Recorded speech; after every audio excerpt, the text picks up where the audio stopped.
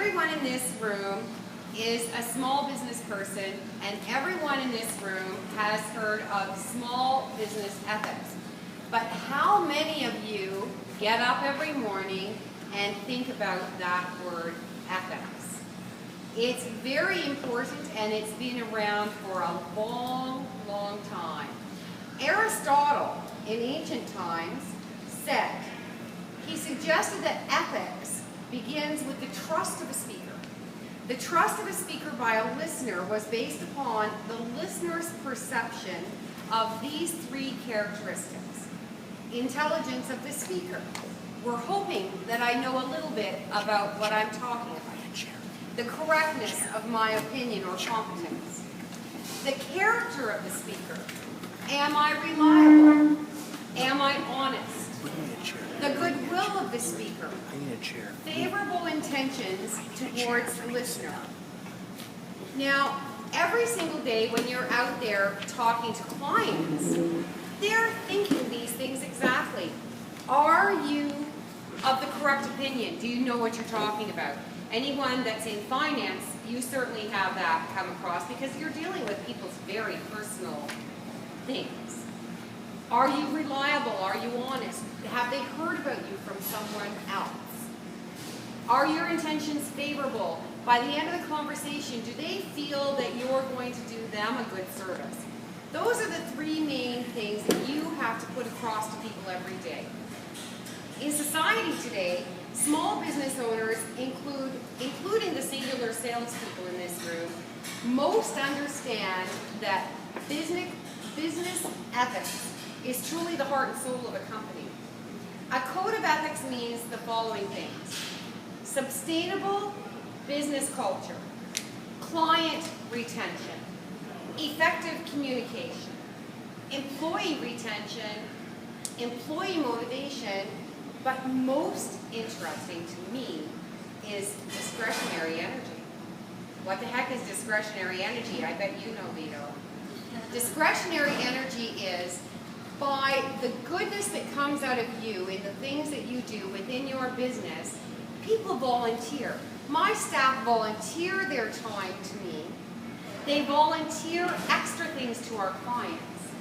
Our clients volunteer our good name to their friends, and that's called discretionary energy. And that comes from having a very strong, diligent code of ethics. So, most of all, good ethical business practices mean the difference between the success and failure of any business. Not long ago, another study, Does Business Ethics Pay?, found that companies that displayed a clear commitment to ethical conduct consistently outperformed companies that do not. The study showed that the payoffs came in these following ways: teamwork, staff development, which you do a lot of in the laugh cycles, client respect, referrals, and of course financial gain. And if you notice, I put financial gain at the very bottom because I believe that every time you're out there in the world, if you work at paying it forward, it'll come back to you in the end. Over and over and over. Not always money in your pocket, but could be on the saddest day of your life a hug that you need. And that all comes, again, from having strong business ethics.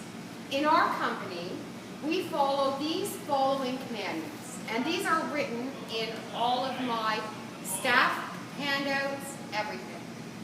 Be trustful. Customers want to do business with a company that they trust. Keep an open mind. It helps to continually improve your performance or the way that you do business if you keep in mind that it's open to new ideas. Meet obligations. Regardless of the circumstance, do everything in your power to gain the trust of past clients and customers, especially if something has gone wrong. Honor all commitments and obligations. Bend over backwards, but do it with respect. Have clear documents. This includes everything from simple advertising to brochures and contracts. everyone must understand at all times what the obligations are and what the expectations are on either side. So there is never any question of outcome. Be involved in your community. This not only puts a face to the name on your business card, but allows everyone to see you as an integral part of their life. Whether it's touching them absolutely, or a neighbor, or if you're a coach, or a speaker, or a laugh consultant, you're touching people that surrounds. And we've all learned in social networking that what we used to know as 6 degrees of separation has now reduced to 2 degrees. Okay, that's even less than I thought. I thought it was at 4.3. 2 degrees of separation. So for every 2 people that you meet, somewhere one of those people has already contacted someone within your social circle. That's incredible. Your name has to stay as clean and clear and wonderful as possible. Those are the 7 rules. No, I'm sorry, I haven't quite finished. Maintain accounting control. Now this, Matthew, you don't want to hear, but we have to know what's going on within our business all the time. Yes. If you're a very small person that sells on commission, you just need to get your paperwork to Matthew. But if you are a little bit larger, in mine, for instance, I have 15 staff. I need to keep an eye on the hours that are being paid out for, and then I take my headache to Matthew and I say, please clean up my act. So it's very important to have a finger on the pulse of the finances of your company as well. The last one, and to me the absolutely most important, is be respectful. Regardless of your differences, your positions, your titles, or any other distinctions, always treat every other person with professional respect and courtesy. These are the 7 rules that our company staff have been asked to understand, to question, and to live by when they're at work with me and hopefully in their own lives on a daily basis. The rules of trust are very difficult sometimes. How do you maintain and build upon the trust that you currently have with your clients or with your workplace? This is one of the most important questions in today's rapidly changing world. I connect with a lot of people in the financial industries all the time. A lot of them are my clients. And they have a very difficult time in building relationships of trust because they're dealing with big ticket items, mortgages. They're dealing with the purchase of cars, with investments. And then they look at me and they say, but you're just a house cleaner. And I say, yes, and people give me the keys to their home, their office, to everything. They ask me to find the deposit that they lost in the recycling bin last night. They ask me to open their safe because the mother-in-law is coming over with needing a document or a passport. In my little wee job, I sustain an enormous amount of trust. I know what underwear you wear. God forbid. It's very embarrassing for some people. However, when I meet a client, I let them know that I'm available to them for any question, for any opinion, or for any desire that they may have within the realms of my service, and I establish a link of communication immediately. So, the trust forms from this base. Effective communications, employee retention. Most of my employees have been with me for over 10 years. Employee motivation, again, discretionary energy, and client satisfaction, and referrals. I know that if those things are all in place, that my trust within my community is very good. So please remember, ethics are built from trust. Trust is made of the capacity for trusting. Are you coming across as a trustworthy person? The perception of confidence. People know that if they're going to tell you something, that you will understand and keep it within yourself, but also confident that you are knowledgeable in the area in which service you are providing. The perception of intentions. you have only the intention of doing well. Now, I'm going to do a very short scenario here, and it's very quick to see how I meet people and how we feel at home immediately. I go up and I say, "Hi Jay, hi Scott, I've been introduced to you by so-and-so. They have let me know that you may require my services." And then I explain what my services are.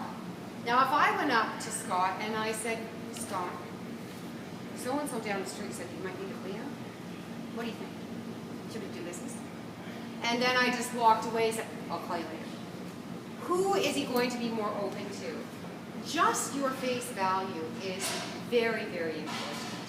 So please remember that everything that you do in your life now within social media realms, which ties in with everything else that's being talked about today, has to be ethical. Be very, very careful. Now I've handed everyone a sheet out, and again, on that sheet it has just discussed how you build your own code of ethics. And I find that everyone should have a written code of ethics. Just a minute until I find a spare here. Is there a spare sitting on the table? Okay, thanks. All right, so the following statements there, if you just read them to yourselves, be a law-abiding corporate citizen, do what you know legally has to be done, commit to product excellence. So my girls always call themselves the A-team. They want to do more than the quiet things. We had a little senior man who was, he's a wonderful client. He lives in a very tree overgrown lot, and he has a little cottage style home. We always clean inside his house and do it very, very well. But as we noticed that the webs and leaves and debris were getting heavier and heavier outside, he couldn't get his wheelchair in the house. So my girls, without me asking, took it upon themselves now to sweep his walkway from where he gets out of his car to his door. That's product excellence. And he noticed it immediately and told 2 neighbors. And that was great. We have 2 new clients. It's wonderful. Make honesty a core value. Again, honest in everything that you do. Be direct and discreet with those you disagree with. You can agree to disagree. Do it politely. Give credit where it's due. If you do work with other employees or partners in your business, make sure to let them know that they've done something good or have had a great idea. Always be customer focused. Commit to fairness throughout the supply chain. And in many of your cases, for instance, you have to source product for people all the time. So you need the people that you're getting the product from to be as happy to do business with you as the client that's receiving the end product. You'll always have the best flow that way. Be passion-driven, not profit-driven. And to me, again, that's the most important thing. People say, "What do you do?" And I say, I clean toilets. And I have fun. I retired from healthcare, but I have a lot more fun cleaning toilets than I did in a big political bowl. So use those, fill in the blanks underneath, create your own personal code of ethics or your company code of ethics, and enjoy every day to the fullest. Thank you very much.